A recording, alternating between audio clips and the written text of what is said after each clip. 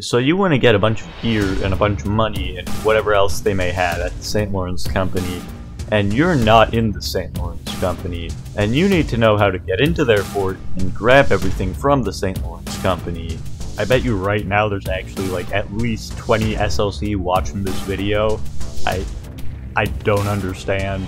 You came to the right place. Here I'm going to explain to you how to get into the St. Lawrence Company base, what your targets are, how to get them effectively, and not die in the process. Also, quick disclaimer, don't go and rob stuff in real life. Northwind's not real life. Alright, disclaimer over, back to the video. So the targets that you're going to be looking for are going to be the actual SLC members themselves, because in their fort they don't really keep a whole lot. Sometimes they do, but generally the loot is going to be on the actual players that's actually worth collecting. So I have in times found them like storing items in chests. I'm going to show you guys which chests and storage containers are actually the best to look for, and the main way to get the SLC players that have the most loot on them in the first place is actually going to start before you even arrive at the base with what gear you're bringing. So the best way to do it is to get a small amount of SLC quick, loot them, or also you might choose to do SLC contracts, which you're going to have to get beforehand, but they do pay a lot more money. You can also try looting and then doing the contracts, but it takes a little more time. So you're going to need to bring some very specific gear. If you bring something like a bow, you're going to have some problems because the bow can't quick drop, which every second that there's SLC still alive, or that there's SLC dead that know you're there, they're going to be calling for backup. So I'd recommend actually bringing a gun. The main use of a gun is that you can fire with your main and then with your pistol to quick drop them, which is going to be a whole lot faster, though be warned it does have a really long reload time, so make sure not to miss. It also helps to give your gun a second before shooting if you have laggy internet, because some people just like try to, the second they aim, hold right click shoot, which it works for high ping, not if you have low ping and your gun doesn't register. Getting the ambush on them is going to be very important, especially if you don't want them to set off the alarms. Also for your melee, I'd recommend something that can 2 or 3 tap the enemy, because you're just not going to have a whole lot of time to do like 20 million attacks. Whatever you can do that has the can most quickly damage them with as few hits as possible. Now that you've got the right gear, you've got your contracts if you're looking to get the St. Lawrence Company badges, and you're now approaching the fort, what you're going to want to keep in mind is make sure you don't get spotted. If you like look at the fort and above the fort and in the windows and see if you spot any SLC within it that could potentially have seen you. If you like this video, make sure to subscribe, because I need more subscribers than the cat meme YouTubers. If you don't want to get immediately spotted, clothing that's going to blend in with the environment helps a lot. The environment can vary a lot from like dirt on sandbars to the snow, so be very careful about what clothes you bring. Hopefully you don't get seen at all before you're going to attack, so it shouldn't matter too much. Once you made it to the fort walls undetected, there's only one entrance to the St. Lawrence Company fort. Best to pick a smaller server that's going to still have St. Lawrence Company in them.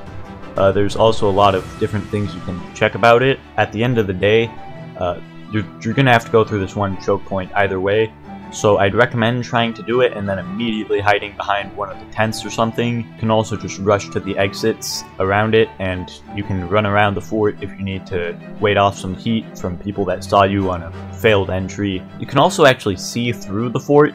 It's made of planks, so if you see through the fort, you can actually detect where they are, though it's not great visibility, so it only works for where you're suspecting that someone already is. Once you're in the fort, here's where the guns come in. You're going to want to get behind like a building or some way that you can observe them, but don't enter any buildings, because they have a potential for safe zone, and in their safe zones they can hit you, but you can't hit them. It's really unfair. Further proof the devs hate natives. Anyways, you want to wait till like one goes for a smithing run by their smithing station, or alternatively you can just wait behind any of the buildings until one comes out of the safe zone and just AFKs or walks out the exit. You can also wait outside the fort, though that doesn't work as well.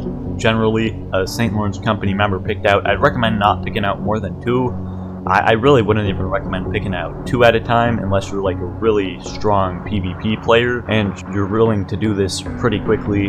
and pretty quickly you're going to be able to escape. Then you're going to need to, first, I'd recommend trying to use melee first, because it's generally a little better for doing attack damage, but if they're also going to melee charge you, it might be better to start off with the guns. Either way, a blunderbuss will increase 1 kill, and then your melee can do another kill, and then your pistol can do half a kill, whereas with just a normal rifle and a pistol, you'll only get 1 kill total. So that's something to consider. Then once you get past the first kill, they're probably going to use their SLC linked hive mind to immediately get a reaction force that's going to come chase you. If you're a colonist, that means grabbing whatever you came here for, or claiming the badge, or grabbing the things and then claiming the badge. Once you grab the guns that you want, maybe they have like a sword or something. Also, if you're natives, I'd recommend getting some lead bullets here, because this is a great place to get them. Now, sometimes you can't actually immediately escape because they're blocking off the exits. That's something to take into the idea, is that if they're blocking off the exits, you might not be able to escape. So there are other ways to escape, like for example climbing onto the battlements. You can jump out of their fort. You will take a little bit of damage unless you hold on to the side of the wall with your gun or something, which you can do, but once you're out of the fort, you're still going to have a slight problem, because once you exit the fort, they're still going to chase you. They're not going to give up. You got to get a far ways away. So the easiest way to break line of sight is to head to the left of the fort and jump over those mountains over there, but you also can go straight and then just go around the icebergs there. That's also another way to do it. Or you can go over the mountain that is immediately to the left straight corner at Jamie's Ridge, though it's not super easy because there's not much way to get out of there once you go up there, so it's more of a hiding spot, which if you're a colonist and you loot them or claim a badge, you will have a bounty. Now with a bounty, they will have tracking of where you are, so you gotta keep running. This is why I'd recommend trying the natives with gun strategy. You lose a lot of accuracy, but if you're doing quick drops, your accuracy shouldn't matter too much anyways. And once you escape the fort, then you won't have any bounties, so they probably won't track you down. And you also won't have to wait 1200 seconds before anything happens. Though, the other thing to remember while escaping is that toggling on and on your snowshoes. The thing about snowshoes is you run faster on the snow, but you run slower on the ground. So you can take your snowshoes on and off. On ground you take them off, and then when you get to snow you can put them on. On snow with snowshoes. So if there's a path that goes the way you're planning to go, I'd recommend following it. Alright, so now that you've broken line of sight, far away from the fort, the thing you have to worry about now, mostly gone if you're a native. You can kind of just run back to the native spawn or do whatever. But if you are a colonist, you're going to have a bounty, which means the SLC might send a reaction force chasing you, as well as other colonists are now going to be chasing you. So you want to make sure to not die. Some places you can go are like towns where they have ladders, because at the top of the ladder there's no way to defend yourself while you're going up, so you can kind of just sit there and shoot them if they approach. You can also go to farther out regions of the map that nobody pursuing your bounty will find.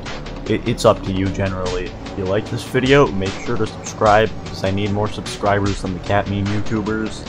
And also, just a quick thing, yeah, let me know if you want to see more guides and stuff about attacking. I don't really know what to make guides on.